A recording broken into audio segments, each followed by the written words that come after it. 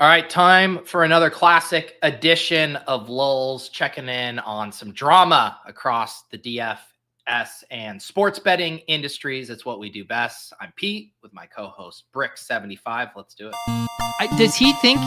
I think he thinks this. He thinks this is a go. Vegas Dave thinks this is a go. Hot naked girls doing yoga. What? Why don't you just win like a man? Random.org. Type in 1 for yes, 2 for no, and let the DFS gods pick for you. And I'm absolutely begging you not to dupe us. Please don't dupe us.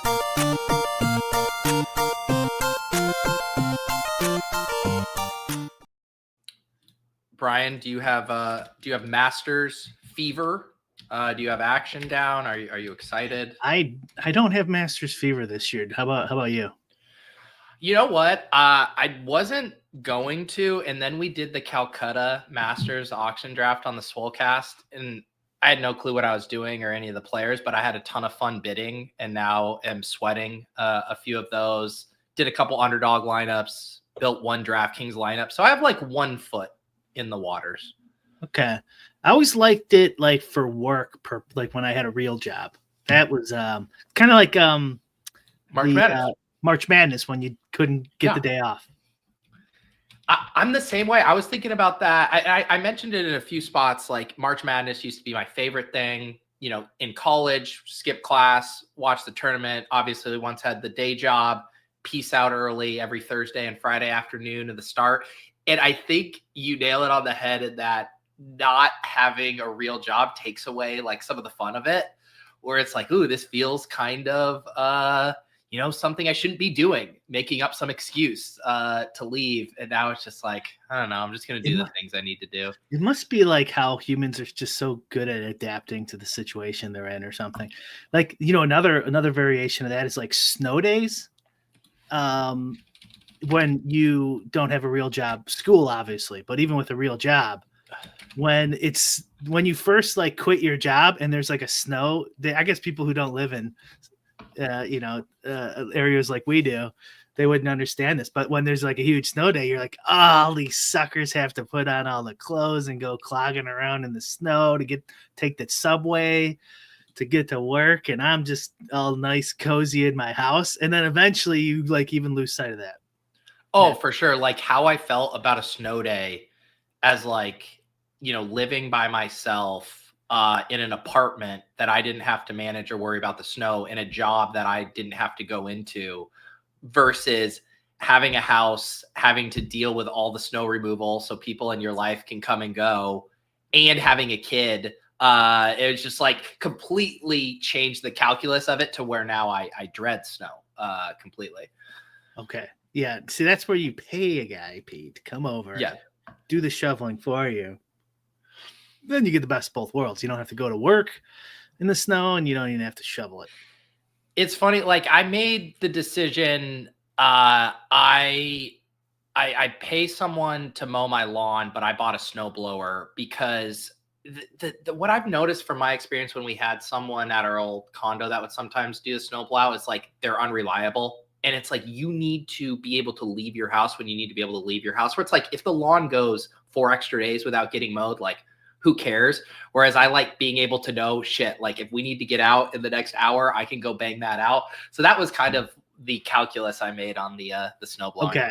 Yes, and you left out that you had a snowblower in your ordeal. Yes, that makes it quite a bit easier in itself, but. Yeah, that was one of my first purchases at the new house, getting a decent snowblower. And then the funny thing is, for either randomness or global warming or some combination of reasons, I've used it like 3 times in the 3 winters that I've been here. Like we have just not gotten hit hard in a long time, which I'm not complaining. If it wasn't for this last snowstorm, like cold, like a month and a week ago, whatever it was, this would have been a super mild winter, 2 in a row at least over here. So I don't complain. I'm not complaining though. I don't. I like about a month and a half of winter. Yes. I think as I've gotten older, I'm like, oh, I don't think I should probably be ending up living in the Chicagoland area. It's just, I don't like it. I know. The so no Masters action for you? No DFS? No, I didn't play this week. Yeah. Okay. I that was the gonna. first- I have all my stuff. Like, I need to redo it all, and I'm so far behind. I'm just like, I'm not even gonna do it. Yeah, that But has I'll to do it. be. Is that like the first Masters in a long time you That's haven't the first had Masters I DFS? haven't played in 8 years, 9 years. Wow. You man. Yeah, I was thinking. I'm like, man, I need to do it, but I don't have like my sim set up for it. what's changed, or you're just like I stopped overhauling your doing sim? the ownership, which is definitely part of it because you need that, obviously, especially in my process. And then we're like transferring over to run the Sims, Yeah. and we're just not done yet. And so I still haven't updated any of that stuff in a long time Yeah. since we bought it. So hopefully pretty soon though we'll have a nice working product, and I'll just use Run the Sims, and I'll post Nice. everything on there, get it all back up. Yeah. So what is that going to be like for you guys? And I know, I think Nerdy talked about it a little bit when he came on the show, but as far as, and I'm sure all of you guys are going to be different. You'd have mentioned this too, but like your individual process versus using the Run the Sims tools, like how much do you envision still using some of your proprietary stuff versus using the For public? me, my plan is to try to use Run the Sims only. Nice. That's my goal. I know Youda's trying to get these MLB projections. The problem we're having with that is getting the Sims are in his head type of stuff into the actual Sims. Yeah. So like they're messing with like the baseline adjustments and stuff to get it where he wants it exactly to use 100% on his own. So like he'll have notes and stuff that he'll, or in Discord, talk about like where he'll be different, stuff like that. But it's getting, they're dialing it in to specifically what something that he will use exclusively is the plan. Is there an interesting process to that, in that, Youda says like, this is how I'd like something, or this is the way I've done it. Can we code this or whatever? But then Nerdy's like, let me back test this and see if this is actually something that has signal. Have you guys run into anything like that? Yeah. Well, we have someone helping with the Sims too. So Dan is pretty silent on the MLB portion right now. He's got his plate full anyways. But it is super interesting actually. Yeah, because I'm more on the opposite side of Youda. So like, like a simple example would be like, this data says that this player is 5% lower than his baseline coming up in this spot for these reasons. And your no ball reason, like if you actually do the research, it just says it's random. There's no effect of what you think there's an effect on. Like I traditionally would go, well, then you just don't use it. I mean, if I put all the data in the sheet, do a regression, and hope I do my best job, and it says like this doesn't affect it like you think it does, you don't use it. But then when you have someone who has so much success and is like, no, I'm positive like that these things matter and this is wrong, this is off. And you can also compare it to, the prop lines and stuff like that, and like other people's projections, and be like, why is this one off compared to everyone else? Maybe there's something wrong there. But like generally speaking, like what you're asking, I think is like where I'm like kind of on the opposite side. I'm like, yeah, it says it doesn't matter, so let's not use it. But like that's basically what we're trying to bridge, is that gap. Where I think some of it is also just like debatable. Like it's not debatable. Yeah. What's the word? Like you could do it this way, you could do it that way. There's, lots of ways to skin a cat. There's not like one way to build a model, right? There's millions of ways. Right. And I'm sure, a lot of why Yuda's had success, and he said as much on the show, was, working off of different data and projections than the majority of people. Like, and you've said it before too, like if you have something different that is good, or it's equally as good, but it's different, like that is a huge advantage there. So it's almost like as long as his stuff isn't bad or suboptimal and it's just different but a parallel good, like that's a pretty big value add. Sure, I guess, yeah, as long as it's the same like I don't know, EV or whatever, however you want to define it as being good. Sure, yeah. But it still needs to be right where he wants it, which is the goal. And so like I think it sounds like they're pretty close, and it's still just like a little debate on a little, a lot of stuff I don't care about, kind of like some, and there's also like no ball stuff in building play-by-play sims, with stolen bases, and how do you handle that, and when how do you handle the like pitchers in certain situations. You can't data your way out of not knowing that stuff. So like that's part of it too. But it's how much too, because when we talk about sims a lot, we talk about the idea of there being kind of a black box at times, like not knowing the inputs. So it's kind of hard to say, like, is a sim good? Is it bad? It's like, well, I don't know what's going on behind it.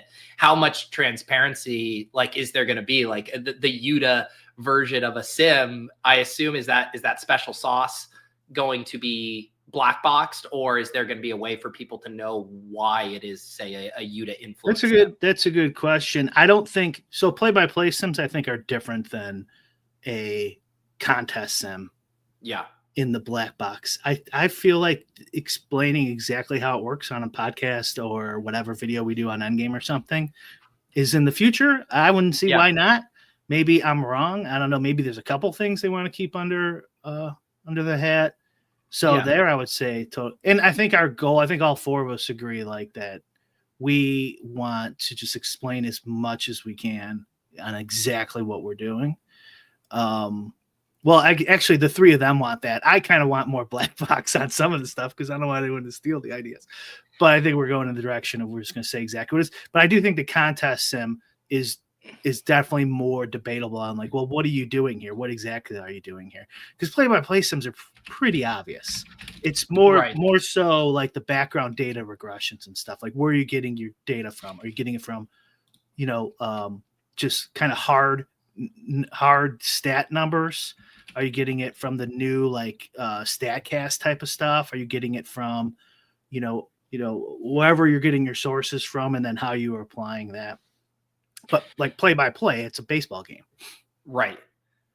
I think what's interesting, my guess, tell me if I'm wrong, is if you guys could like create this distinction, dare I use the word like sever, where it's like any of your subs like could have all of the information, and then any like competitors or people who would use that information to make similar products to improve their products. If they didn't have that, you would probably be willing to be like, let's show the subs everything.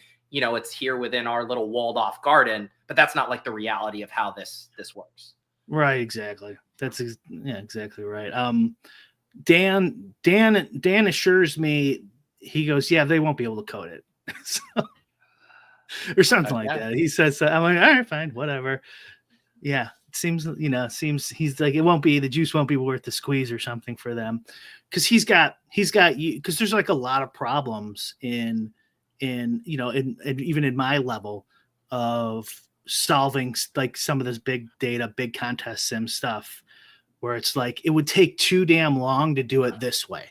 So how can I not lose any prediction value or estimating value while also speeding it up? So if there's a lineup change with 5 minutes left or 15 minutes left, I can get everything in.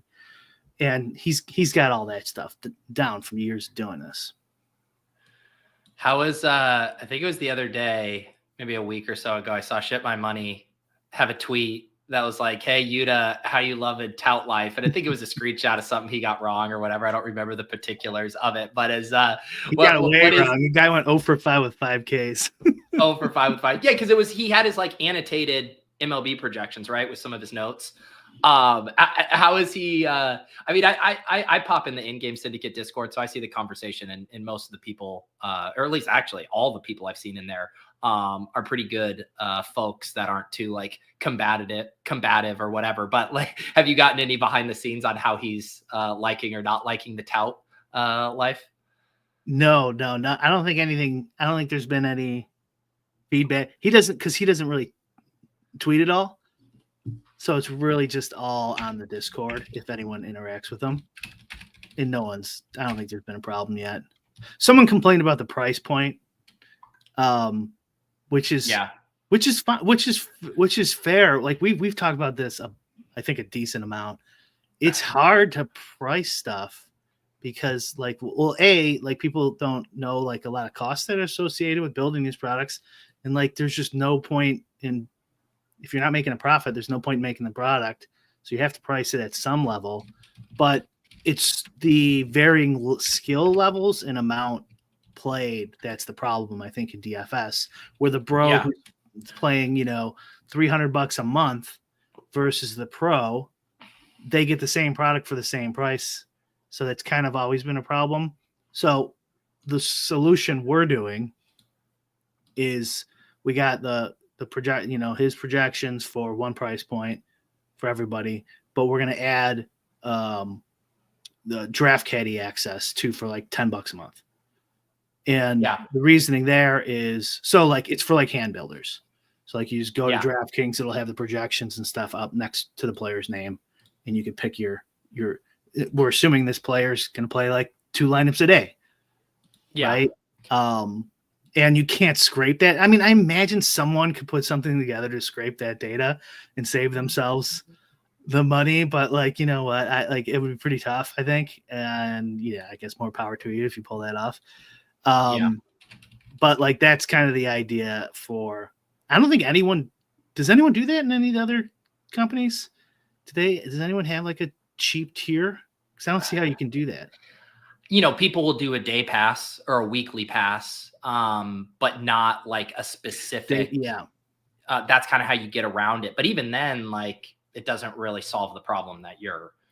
That's not a bad solution, actually, because that guy who plays $300 a month might only play twice a week or something. So maybe.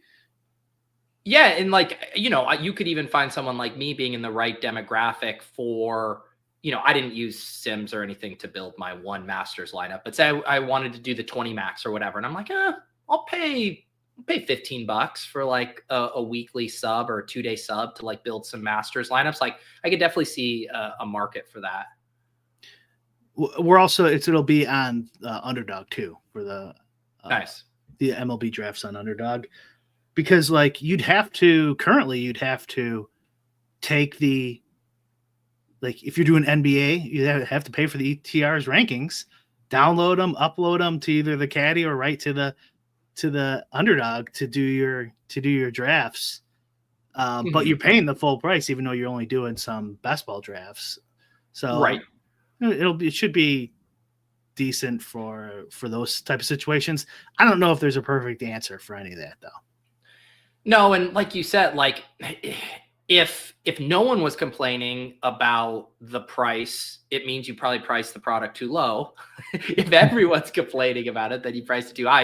I think it's actually probably healthy to have a few people, because you'll also get the inverse complaints from diehard subs where they'll say, price this higher. Like I want to actually keep more people out of this and hoard this for me. So like you are trying to serve those kind of people too.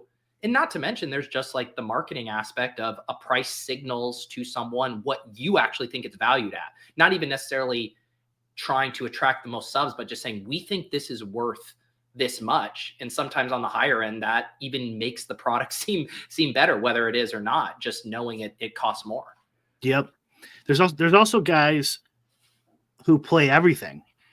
And then they're like, well, no, I'm not going to buy everything. Like give me one price for the whole thing, which we don't have. Maybe eventually we will or something.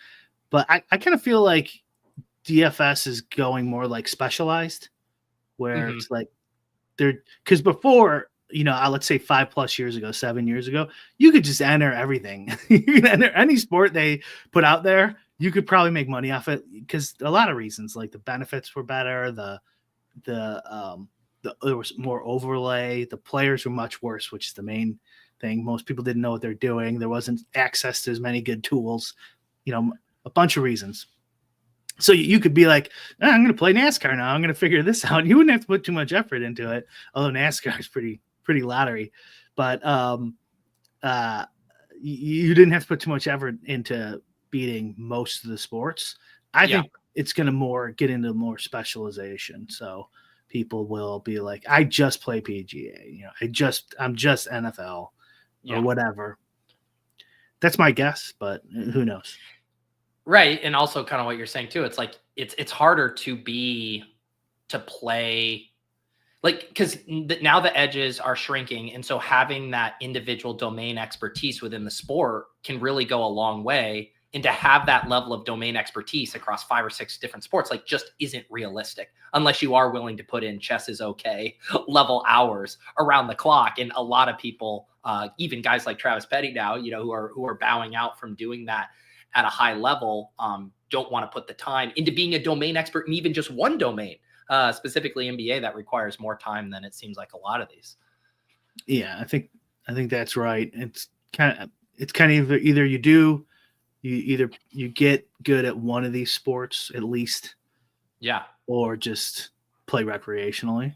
That's I think it's trending, and like you still will have to put in a lot of hours. That's definitely been the main, since starting this show, one of the more main changes in my philosophy, kind of similar to the MLB talk we were just having of like the no ball, how much more important the no ball aspect is than I previously thought.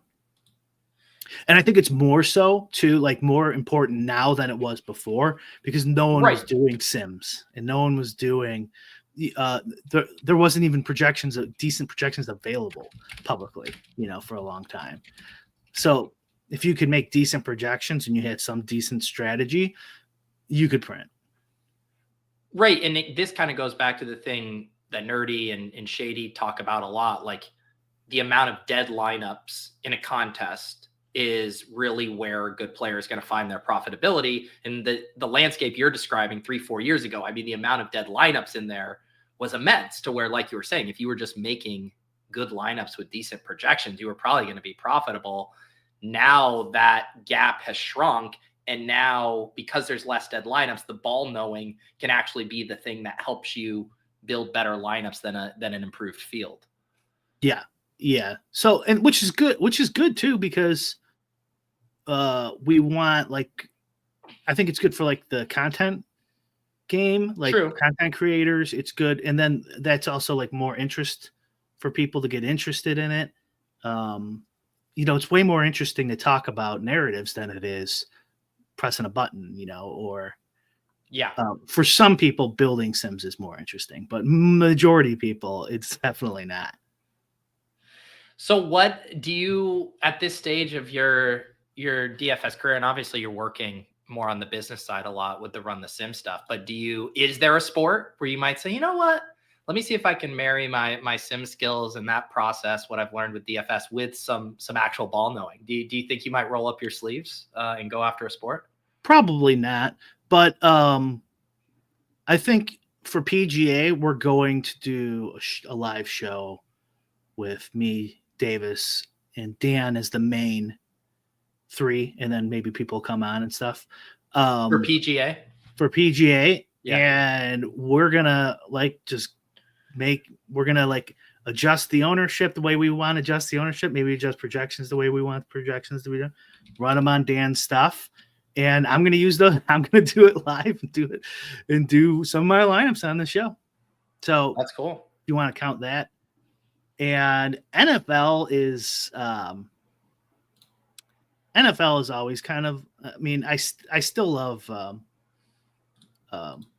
Red Zone and just the NFL in general. So there'll always be some sort of, unless I, for some reason, stop liking sports entirely, some sort of that in the NFL, but I don't see it for NBA or MLB. I haven't watched an NBA game in years.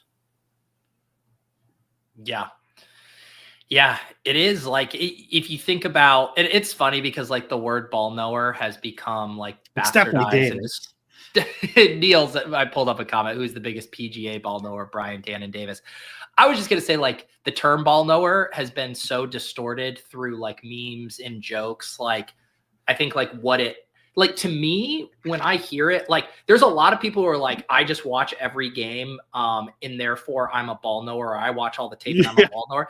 To me, when I hear ball knower, like it encompasses like you understand how like a contest works. Like you understand which players have like different types of ceilings, relative to their projection. Like it encompasses the fantasy element to me too.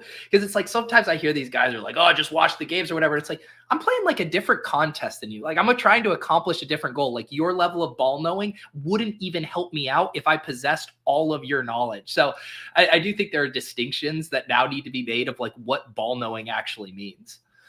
For sure. And this point this was kind of always my main pushback on the ball knower is we got Travis in chat is like, you're like the odds of you becoming the 0.1%, Youda petty theft guys, or not even becoming, like you think you already know that because you've watched sports every day.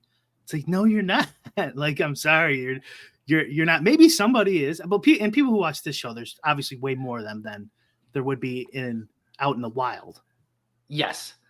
Well, and another example of like the ball knowing in practice. So take, right now we have one of the best incoming rookie running back classes we've had in a long, long time. Like you talk to anyone, fantasy people, film watchers, draft people, college people, like everyone agrees, like this is an awesome incoming running back class. And so then you would say like, okay, what does being a ball knower about these running backs mean? And like for me in practice, like I'm in these drafts and there's a long tier of a lot of these guys. They could up in different situations. Who knows how it breaks, where their draft capital is.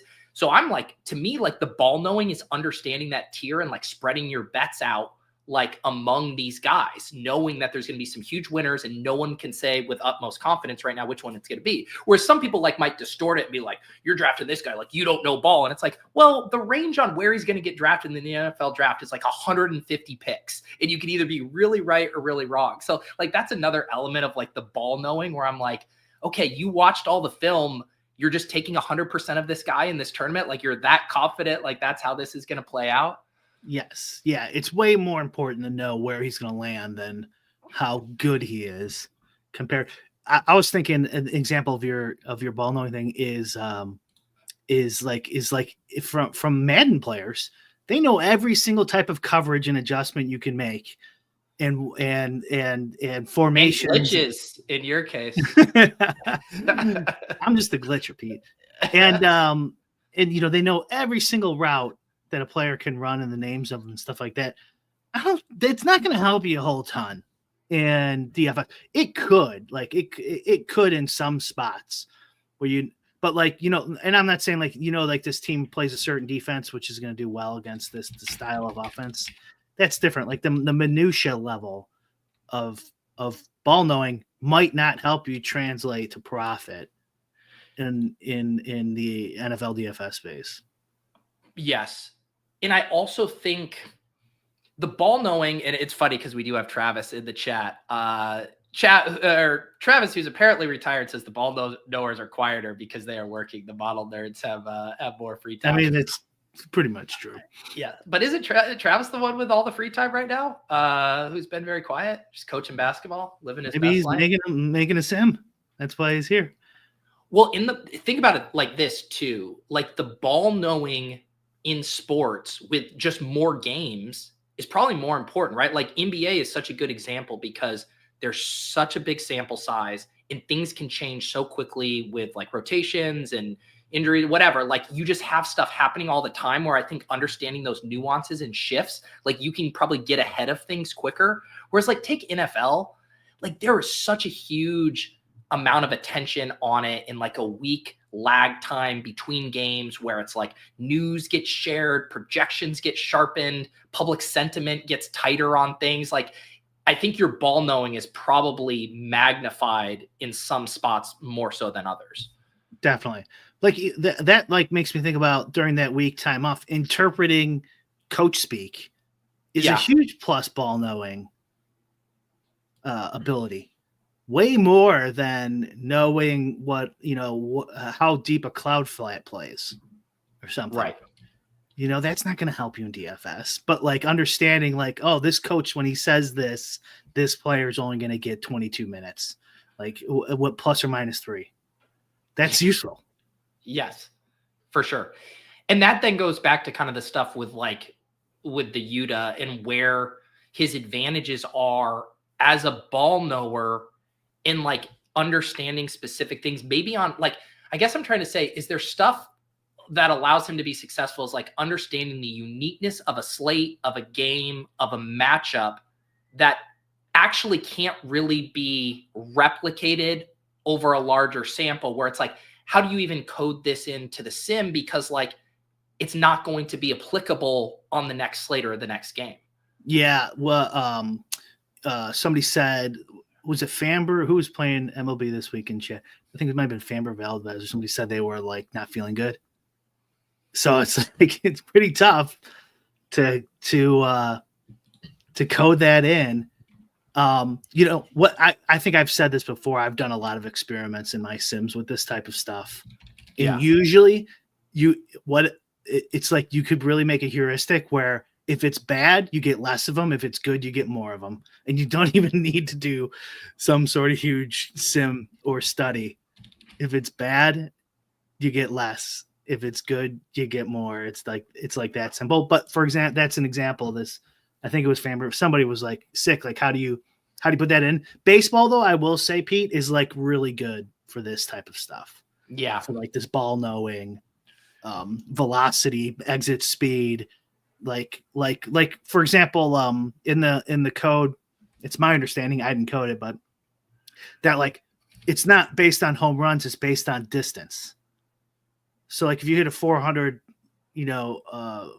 foot ball to center, and it might be a homer, it might not. It's irrelevant. You hit a 400 ball because you're playing in different venues with different weather and stuff like that. So it's more context dependent. Where an old school sim, like you got, you're basing it on the home runs they hit. Yes. Yeah. That's interesting. Well, I'm excited to see kind of like how your guys' product evolves with that, mission of essentially bringing the Sims public.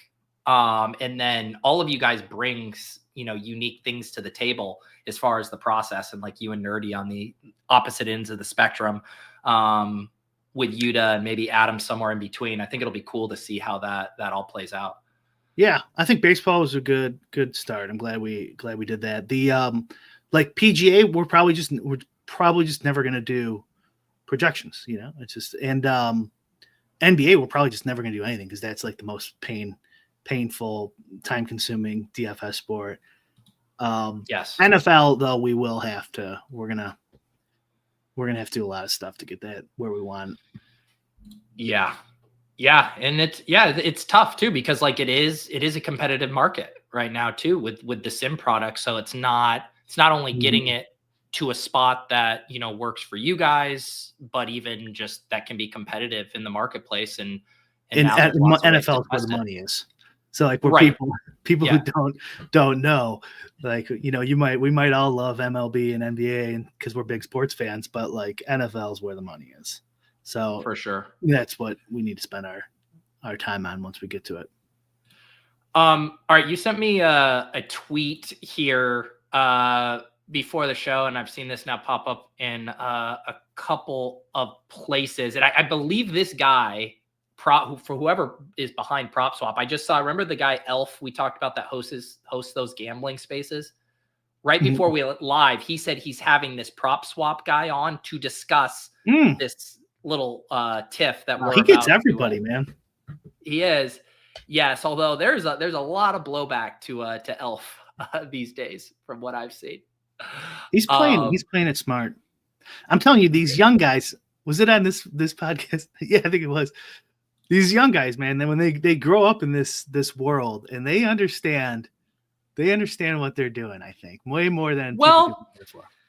On one hand, I agree with you. Like, he's done a very good job, I think, engagement farming, promoting, and I don't even say that as a pejorative. Like, he's literally done a good job of I'm saying they don't even think of it as a negative, Pete. No, go ahead. Well, I just think he found, like, he was doing these sports betting spaces that I think got a lot of people excited because it provided this forum for people who were interested in sports betting to come and talk about the latest news. Like, honestly, in a very similar way that we kind of operate as a clearinghouse for stories in the DFS space. Then he found it would be like the equivalent of us hitting on the Rudd Pierce Sports Ship It Nation feud and then being like, every single episode of the show going forward has to be that, because that's the height of eyeballs. So he had like the controversy of these people yelling at each other, calling each other out, doing the boxing match. And now the entire show is just people yelling at each other, calling each other, fraud artists and scams, and then setting up boxing matches to settle disputes, which, again, I'm not going to, there's some entertainment in that for sure, but it does feel like you hit the one note and now it's the only note you're playing because that's the one thing that succeeded. Okay. Yeah, fair enough. Yeah, I was making more of a general statement about how the young guys grow up in this culture and they just have a completely different, like, they don't think of engagement farming as bad or anything. Right? They don't think of no, you just came up with a very creative clickbaity title. You're smart. Good. Well, job well done. Someone gives them $2. They're like, yeah, that's $2. That's normal. That's what you do. You give someone $2 when they make a good video, dude. Like, that's foreign to someone over 40.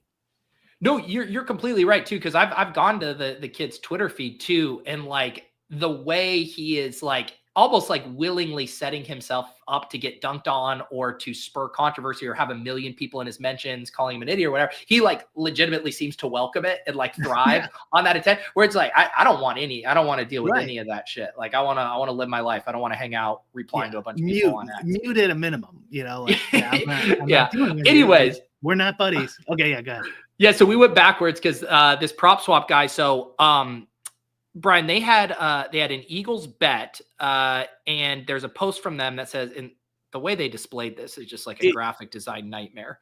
Yeah, it reads kind of weird too. But go ahead. Why don't you, because you had flagged this before me, like set this up. My understanding is the homeboy who posted, so PropSwap is a place where, let's say you bet the Eagles to win the Super Bowl months before the Super Bowl. Yeah. And then it's looking like you're going to win, but you're scared they might end up before they play the Chiefs. You're scared they're going to lose. You want to get some equity. You can go on this website, say, I have this ticket at DraftKings for $30,000. I'm willing to sell it for $25,000. I'm just making up numbers here. Yeah. Something like that. And then I'm not sure if pieces could buy it or if one person has to buy it. I've never used the product. Who cares? Somebody ended up buying the ticket. He won. And so it's his job to then transfer that money over. But what homeboy didn't understand is there's an tax on winnings automatically applied where he bought it, which looks like it was probably Vegas and Caesars in Vegas or something. Yeah. So he didn't have the money. Yes. And so PropSwap paid out less than the full amount because they didn't get the money. Right. But then a lot of people in the comments, here's one comment that got a ton of interaction. Impossible to spin. This guy is Spanky's guy, by the way, just so you know. This Luke Live Dog? Yeah. Okay, I did not know that. That's good context. Impossible to spin this any other way but incompetence. How broke are these companies that they would rather burn it all down than cover 12K? But we did a Zoom interview, he says sarcastically. Could not imagine anyone feels comfortable to do any business on this platform any longer. Yeah. So, from a professional sports bettor's angle, I could completely understand that. If you're, might bet $30,000 and only get 25 and you're just shit out of luck, like, how do you work with that? I will say, just like structurally, like if I was looking at like the different kind of businesses that I would want to be a part of, like one where you have to do like a Zoom interview to I'm like, already the second I hear that as part of the process, I'm like, shit's going to go wrong. somewhere in there. I mean, you talk about like crypto stuff, like don't trust, verify. I mean, the amount of breakdowns you could have in whatever this supply chain is of people making money, selling stuff, it sounds like an awful setup. I mean, the way these companies can even exist that's why when we had on the Billy Betts guy, where it's like, you guys have kind of solved a lot of this with this token. Like that could be a real use case for NFTs, where PropSwap, it's all handled through tokens, and the PropSwap doesn't need to do any Zoom calls. It's all just automatically handled. This guy would need the 25,000 up front, so maybe you couldn't do it that way, but whatever. I'm sure someone can figure something out. So it's got to be such a pain in the ass to run a company like this. I don't know if I'd want anything to do with that, honestly, like as an employee or someone who has to handle these type of disputes.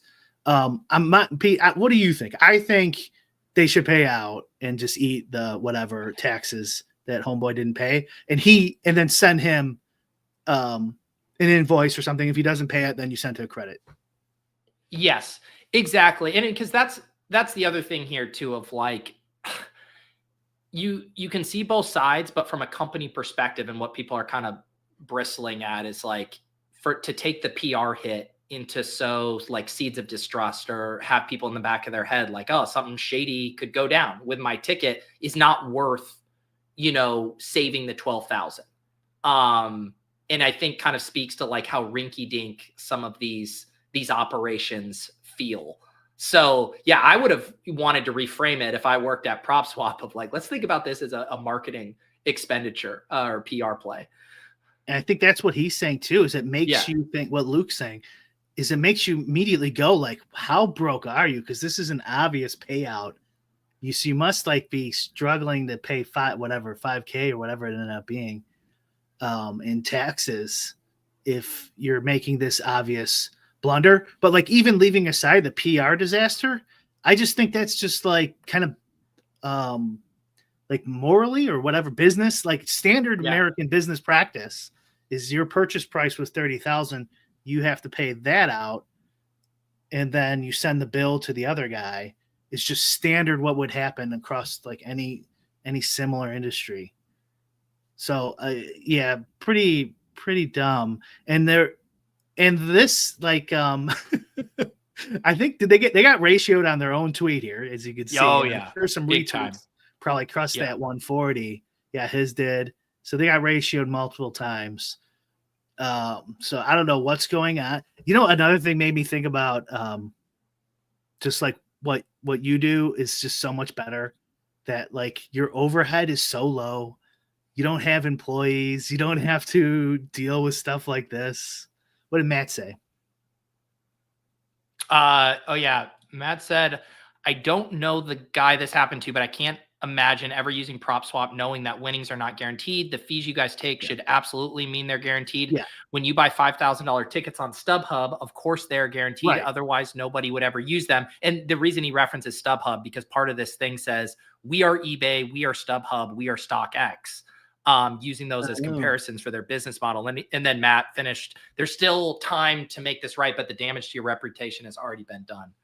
What Kevin said, the weirdest use of rest assured. Where did they say rest assured? I want to see.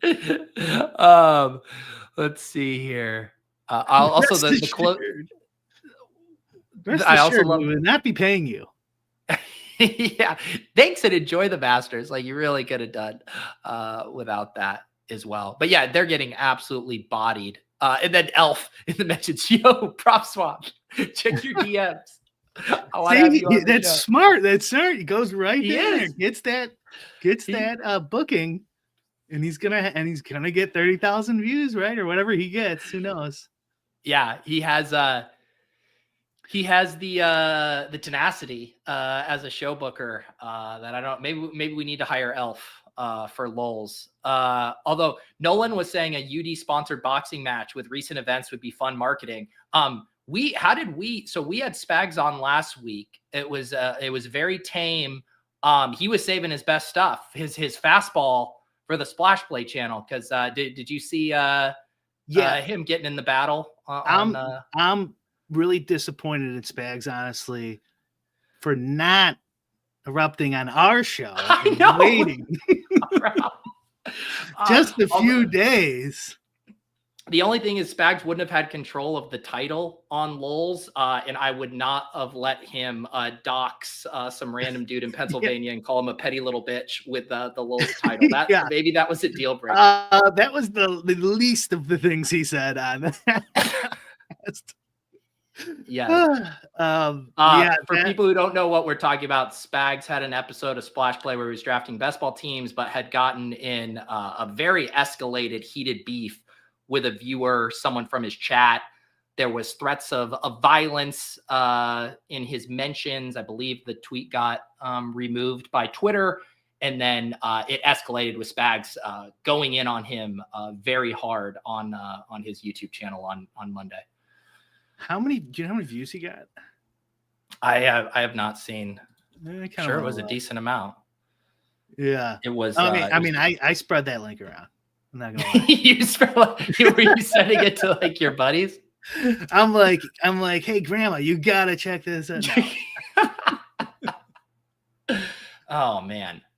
Yes. I got into it with someone on my best ball breakfast stream on Monday. He told me that me taking 3 quarterbacks in a draft was egregious, and I told him that having 5 sevens in his username was egregious. So that's about as close as my battles get to those levels. Yeah, that's another thing. It's funny, honestly. The Spags thing could be a generational thing too, where like young guys don't take it personally. They think it's all bullshit, and like people fly off the handle, or people will make threats or whatever, and they rub it. It goes off their shoulders. Not all of them, of course, but like that. The comment, bro. No, that's every. I guess that's every generation. There's comment. Every generation, yeah. That's every generation. I don't get it. Like I don't get like responding to someone's comment. Sometimes they get me. Sometimes I go like, man, I want to respond to this, but I don't. Well, for sure. I think letting comments get to you is only a reflection of being human. Like it's impossible. Yeah, however, young people aren't human. That's what I'm saying. Yeah, the young people are. However, you do have the what's the word? The agency to not let someone know they got under your skin by not replying. It's so hard to control. Yeah. You can so easily control your like happiness level in like almost every circumstance. It's sure. just so hard. Well, for me, what's kind of honestly helped me with it over the years is it's more like a time thing. I know that like once you start going back and forth or arguing with someone, like it's not even like the emotional expenditure. It's like, no, this will literally take up 30 minutes, 45 minutes, an hour. I'm going to check it the next day and follow up to that. I'm like, I literally do not have time to have these back and forths about these things. Like even you in the Discord going back after the show last week about the poker analogies. I was like, God bless you guys. Because like, even if I had a dog in this race, I'm not wasting my time on this conversation. That was like, I'm a stickler for logical arguments. Like, okay, you come at me if you want, but like at least it's got to all line up and make sense. Yes. Well, funny enough here, it looks like the instigator himself, Milton, is not only in our chat, but willing to agree to this Nolan suggested boxing match there. So maybe this is the natural thing. Maybe, is this all just coming together for us? We just said this kid Elf is running circles around us. He's promoting boxing matches. My guess is how fired up Spags was on Monday. He would be down to box this dude too. Do we just need to host a boxing match, Brian? I think Spags would have 2+ years ago. I don't know about it anymore. He might. Spags is a big dude. He's tall. How tall is Spags? Because he doesn't look tall. I think he's similar height as me. I think he's like 6'1", 6 feet. Okay. Yeah. Yeah. I think it's an Italian thing with Spags. I wonder if you'd agree with that. I have some Italian buddies and they get passionate about some things in a very similar manner. Yes. Yeah. That's what happened there. Like someone said, if you want to go watch that, you can check it out on the Splash Play feed. Honestly, I'm surprised that Spags has left that up. 1,500 views. I just liked this video. I guess I forgot to like it. And in action, I was just so mesmerized. I personally would not still have that video up, but to each his own. Yeah, I'm surprised. Let's see here. The other thing you had sent my way here that was kind of interesting was some complaints going on with PFF these days and their product. I think it was Jake Tribby here. Email support unresponsive, stats still not posted 90 hours after the 4-game slate ended. Asking, this is about their UFL product, and saying, why does this product exist if it is not going to be updated? That seems like an issue if you're charging people for UFL data. The reason it also made me like kind of think about this was, I swear I saw some tweets of like Bro's getting laid off a couple weeks ago from PFF. I'm like, I wonder if his job was UFL. I wonder if they're kind of struggling. This kind of goes along with what I was talking about a few minutes ago, where it's like you got to keep your overhead low in this industry, man. It's tough to build a big business and have a lot of costs, and things go bad.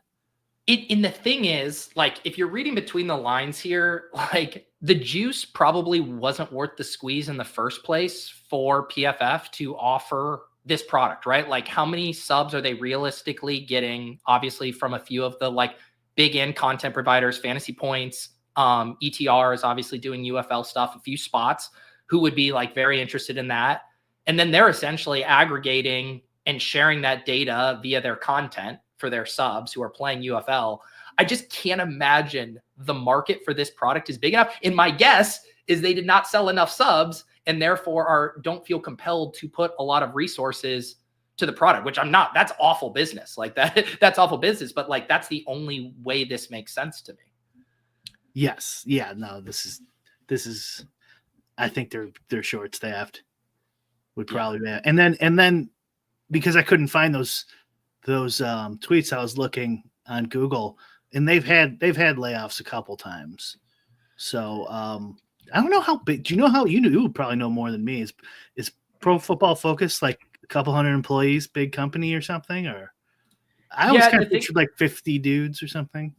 I think the thing that makes it tricky is like there's a few different versions of PFF, and like a lot of the stuff we're familiar with is like the forward facing fantasy stuff, and we all know who Nathan Yankee is with the snap counts and all of that. But the biggest part of their business is the data they sell to NFL teams. That's the biggest part. So I have no kind of clue what infrastructure is behind that side of the business. Obviously, I'm sure they have a big sales team, a lot of stuff to maintain those relationships. So yeah, I feel like the range of employees could be pretty wide. Tracking plays is a big part of it too, right? For sure. Somebody has to be sitting there. I wonder, another thing too with this type of company, before like this stuff's starting to get more and more saturated, especially with AI helping people. You could, and this is like the entertainment industry in general, you could play people peanuts because everyone's lining up to work at your company because they love that industry. Right. So like if they can't do that anymore, or they have to start paying them, that's going to screw you. That is true. Like, I think for a while, and again, I don't remember, so someone could correct me if I'm wrong, but like a lot of that work was contract work. Like you weren't getting like a 401k for charting plays. You'd get people who are willing to do it for an hourly rate just to be like, hey, like this is watching film. I'm a ball knower. I can get paid to chart. Yeah. And I can get a job. I could say I'm Pro Football Focus and I can get a job. I might be able to work in the NFL, Pete, stuff like that. What's crazy is, this is like, I do think a use case for AI, as far as doing some of this data charting. And the guy Ben Dominguez, he was from Fantasy Data Pros, and I had done a partnership with them a couple summers ago because they had the Code Academy for fantasy sports. He was working on a project, I think called Huddle Vision, which was AI digesting and analyzing film and creating data from it. And I believe that was pushed to the side because he then got hired by Bales in the Gambly crew to be like a lead developer for Gambly. And I don't know if they got access to that work he was doing. Again, maybe Ben or someone could tell me how that sausage got made at a later point. But I just thought that was interesting too, thinking about this stuff of like, in a perfect world, AI is generating all of these advanced analytics for the UFL, and then no one has to bother with it. And then everybody gets to reap the spoils of having that data. I mean, the idea of not hyper specific, but very specific AI model, like learning models, I think is the next couple years.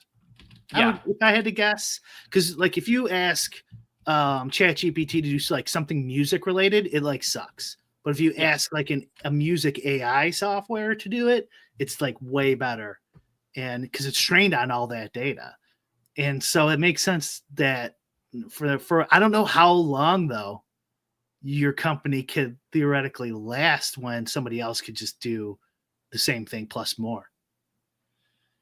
But even like, years you know how like the NFL has their own like proprietary stuff with the next gen stats and like how, you know, fast the ball carriers are going and all of that stuff. Like, doesn't it feel like that's something like a smart AI model could replicate pretty easily in the near future of like, it doesn't have to be gate kept by the NFL, like with a really good model and watching the film or training it on film that you would be able to produce that. Could it replace like TrackMan, which is similar to that, the speed, the running speed of the NFL players? It's kind of similar. Could AI replace all of those companies? And then you could just, as long as you have video footage, you could it could tell you like basically exactly how much spins on the ball and everything, or how fast the runner's moving. I mean, I want that number. Like I want a TrackMan on quarterbacks. Like don't tell me Andrew Luck has a strong arm. Let's see the numbers. Let's see the numbers in all the different throws. And the arc, and you could easily be able to dissect those. I mean, do they have that? They might have it. I mean, I haven't seen it, but yeah. Yeah, I think that's the stuff, you know, it's very popular to shit on AI now, but then you start talking about some use cases like this that just make a ton of sense. Mm-hmm. Where it's not, and it's like how, you know, a lot of the times the counters are like, oh, you're destroying jobs or whatever. It's like, no one wants to do this job. No one wants to fucking chart UFL games, like nobody. So let's let an AI do it. But there are people who want to play UFL DFS who would like that data. Yeah, it will be interesting to see where all this ends up, you know, 25, 50 years from now, regarding jobs and stuff like that. Like if you have everything provided for you, is that actually end up going to be a good thing for human beings? But, you know, I mean, no one does want to do these jobs, like you said, so who knows? In right now, I would say I feel like we're in kind of a cool medium for it. Whereas you think about some of the technologies, like, okay, take me with my GPS, right? I use that as a total crutch. Like I go places 15 minutes from my house that I should know, but I just still throw it on because it's like, why not? I'll just make sure. And if there's traffic or whatever, it'll help me. But still, like I use it as a total crutch. There's street names I should absolutely know the name of that you could ask me right now by my house, and I'd be like, fuck, what is that street? Same. So you can talk about like using this stuff as a crutch like that. But I would say we're in an era right now where ChatGPT has made me more eager to learn, and AI has made me more eager to learn of like, I have this thing that can expedite some of the not so fun parts of learning, while still really encouraging and fostering that, where I'm like more willing to go down a rabbit hole of something I would have just said, nah, that's too hard. That's too time intensive before. So that is the thing too, of like, is it making you like more complacent and lazy, or is it actually encouraging you to get good at things you wouldn't otherwise want to get good at? Yeah. I also use it for pre-internet knowledge. Yeah. Right. You know how we have like all this knowledge from when we were younger. And back in the day, no one could tell you were wrong. They didn't know. Or maybe, I know. And like, because what was it the other day? Oh, it was like the song Ring Around the Rosie. And like, Yeah. I'm like, yeah, it was from the Black Plague era. That's what the Ring Around the Rosie is. Like kids dancing around dead bodies. Were you in an argument about this with someone? Yeah. And, okay. So you go to ChatGPT, and I was right. And I'm like, pre-internet knowledge verified once again. Yeah. I'll tell you the laziest thing I just used it for. Somebody sent me, I was trying to schedule a meeting, and they sent me a ton of times. And they were all in Mountain Standard Time. And it was like all these different windows. And like, obviously I can convert 2 hours difference on them, but like looking at like 9 different dates and 9 different windows about, I was just like, ChatGPT, just convert all of these to Eastern time. And then I can look at the windows and it, it's a dumb little thing, but I'm like, this made my life easier than manually having to do that math on each individual one. That makes me think too, like there's a space for updating.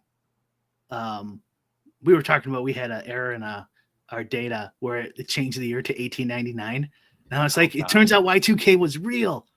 And like, it feels like there's a space for updating all that. Cause like that should like happen naturally. Like if you want like any calendar invite, anything should all be AI should be like, oh, Pete would want it this way. I'm just going to do it. Give it to him this way. That's a really good point. Like that, the Gmail, when that comes across, that's just already making that swap for me. Yeah, and it's like a little button add.